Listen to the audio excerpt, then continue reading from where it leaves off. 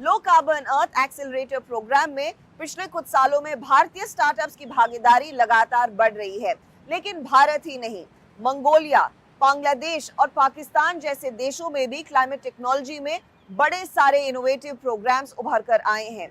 तो किस तरह की क्लाइमेट प्रॉब्लम्स को ये एंटरप्रेन्योर्स कर रहे हैं सॉल्व, आइए देखते हैं। मेरे साथ इस समय 3 एंटरप्रेन्योर्स हैं।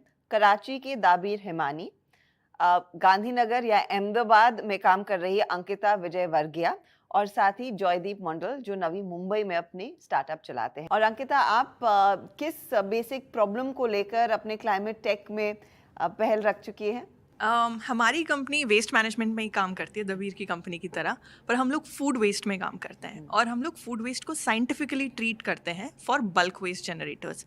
अभी bulk waste generators is any entity या ऑर्गेनाइजेशन जो कि एक दिन में 500 किलो या 100 किलो से ज़्यादा कचरा जनरेट कर रही है, एंड हम लोग ये पूरा ट्रीटमेंट चीपर एंड फास्टर तरीके से करते हैं then any other current alternative in the market. और ये कैसे हो रहा है, चीपर एंड फास्टर? हमने 2 साल R&D किया है और उसके बाद हमारे इनोवेशन को हमने एक प्रोडक्ट की तरह बना के डिज़ाइन करके then we have taken it to market. Ankita, आपके लिए फिर चैलेंज क्या रहा है, क्योंकि आप लोग वेस्ट मैनेज कर रहे हैं, लेकिन ये किस ऑडियंस के लिए कर रहे हैं और इवेंचुअल जो वेस्ट मैनेज करके प्रोडक्ट निकलेगा उसका इस्तेमाल क्या होगा?